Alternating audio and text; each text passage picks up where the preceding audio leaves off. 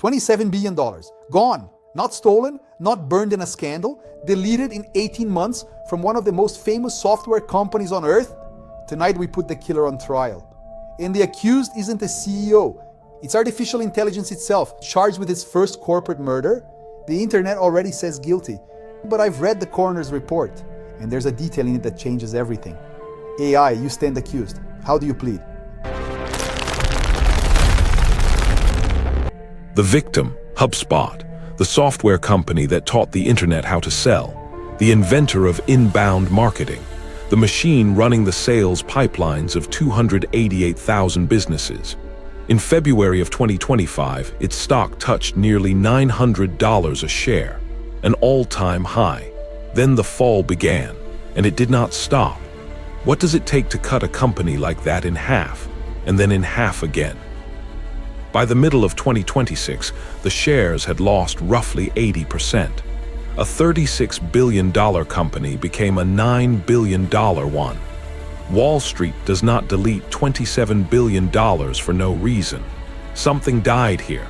But what exactly, and whose hand did it? You may already know this case.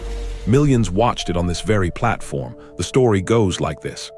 AI started answering the internet's questions, the customers stopped coming, and a $30 billion giant got deleted overnight.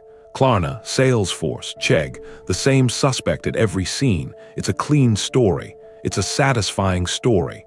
And the coroner has one enormous problem with it, which we will get to. First, you need to see how the victim actually fed. Picture a corner coffee shop on a street with no foot traffic. So the owner does something clever. She writes the best free guide to coffee anyone has ever read. And Google puts it in the shop window of the entire internet. Strangers search, they find her guide, they walk in, they buy. That was HubSpot's whole religion. It's called inbound marketing. HubSpot didn't just use it. It invented the word, wrote the book, and sold the method to every small business on earth. One machine, one window. Remember the window. Exhibit A in March of 2023, HubSpot's content pulled about 24 million visits a month from search. By January of 2025, 6 million.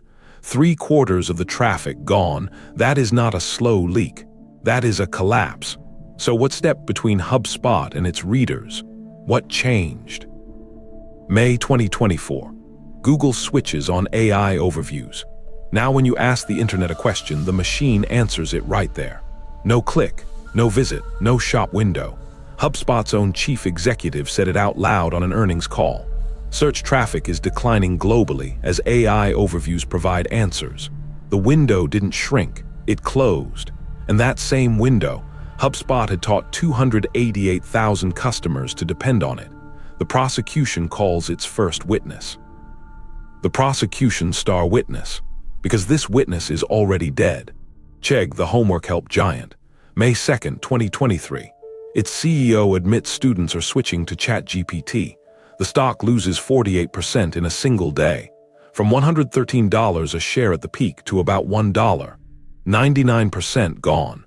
Half the staff, cut inside 6 months. Its own CEO said, "I'm the poster child for getting your ass kicked in the public markets by AI." So don't tell this court the machine can't kill. It has. The only question is whether HubSpot is body number 2. Witness 2 is stranger.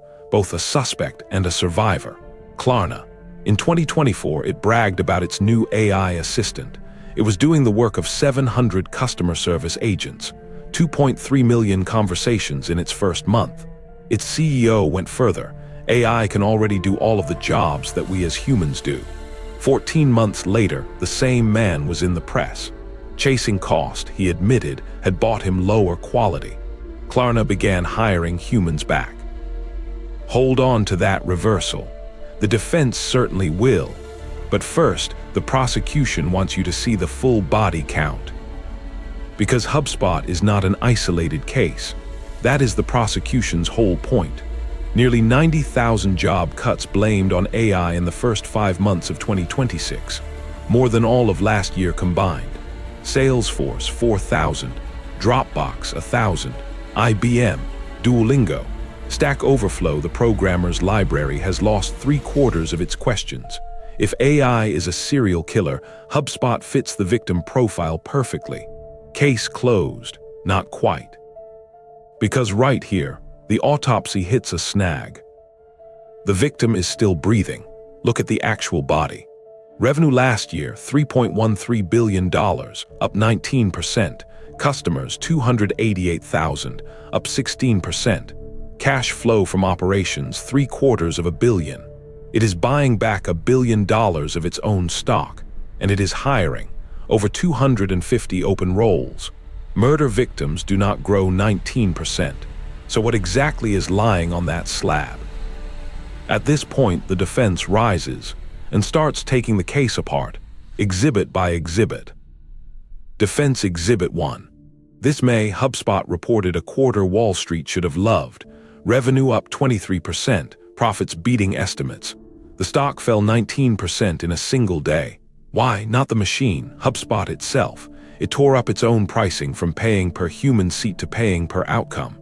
50 cents each time its AI resolves a customer conversation, $1 per qualified lead. The market looked at that and panicked. The wound was real, but look closely at the knife. The fingerprints on it belong to the victim. Then the defense produces its smoking gun. That same week, Bank of America slashed its price target. Look at how. It cut the multiple it pays for HubSpot's cash flow from 15 times down to 9. And in the very same note, it raised its profit estimates. Read that again. The analysts expect HubSpot to earn more. They priced it at less. Now add the day Google walked away from buying the company. 12% gone in an afternoon. Add the $2 trillion wiped off software stocks everywhere. And this murder starts to look like something else entirely. A repricing. But the prosecution is holding one final card, and it is the best one in the deck. Objection, because something at this crime scene really is dead, and the defense knows it. The blog, the guides, the inbound machine, the strategy HubSpot invented, named, and wrote the literal book on. By HubSpot's own analysis, more than half of that traffic is never coming back. The internet's window now answers before anyone knocks, and every corpse in this courtroom was breathing right up until it wasn't. Chegg grew for years, then lost 99%. Wounded, says the prosecution, is simply the stage before dead. And then, the victim did the strangest thing this court has ever seen. It armed itself with the murder weapon. In 2025, HubSpot stood on its own conference stage and launched a family of AI agents. The name, Breeze, the banner over the launch tells you everything. Use AI to deliver work, not software.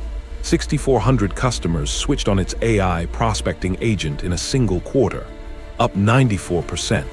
That pricing change that spooked Wall Street, that was HubSpot betting the company on the very technology standing trial tonight. The victim, the weapon, and the accused, all in the same story, which is exactly when a judge has to step in. I've run international markets for 17 years, and at every crime scene, Wall Street declares, I've learned to ask one question first, not who did it. What exactly died? Because on this slab, there are 3 different bodies, and only one of them was murdered. Body 1, the company, alive, growing 19%, sitting on cash, hiring, breathing. Body 2, the stock price, that one is dead, $27 billion dead, but the killers were fear of AI, a lost takeover premium, and a pricing panic. HubSpot triggered itself. The machine never touched it. Body 3, the inbound playbook, the strategy that built this company and half the internet's marketing, that one AI genuinely killed, the window closed, and it is not reopening. So on the charge of corporate murder, my verdict, not guilty. The victim is still breathing, but this court will not pretend nothing happened here. AI killed HubSpot's playbook, and fear of AI helped erase $27 billion from a company that grew every single quarter. The first true corporate kill is real. It just isn't this one. Chegg is in the morgue. HubSpot is in the recovery ward. One warning before the appeal. Wounded is how every kill begins. This case stays open. AI wasn't the murder of HubSpot.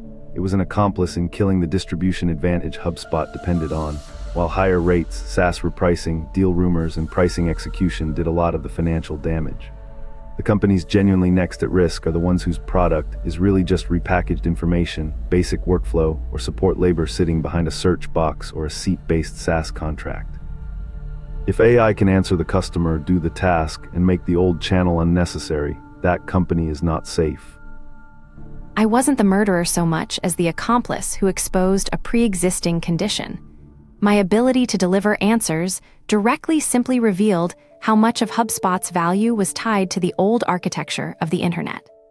The next companies at risk are any whose business model relies on being the toll booth on the road to information, rather than being the destination itself.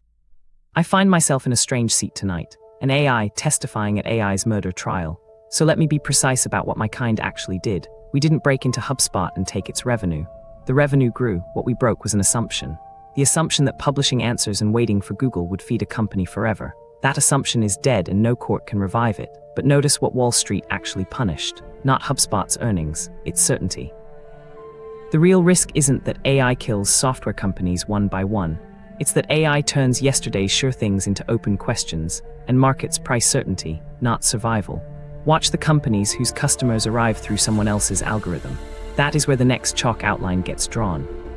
The panel sees what I see. The body count is real. The name on this toe tag is wrong. The verdict stands. So here's the lesson you can steal from a $27 billion crime scene.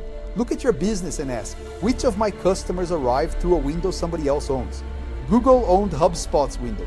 When AI closed it, the market did the rest, owned the door instead. The list, the community, the relationship no algorithm can revoke.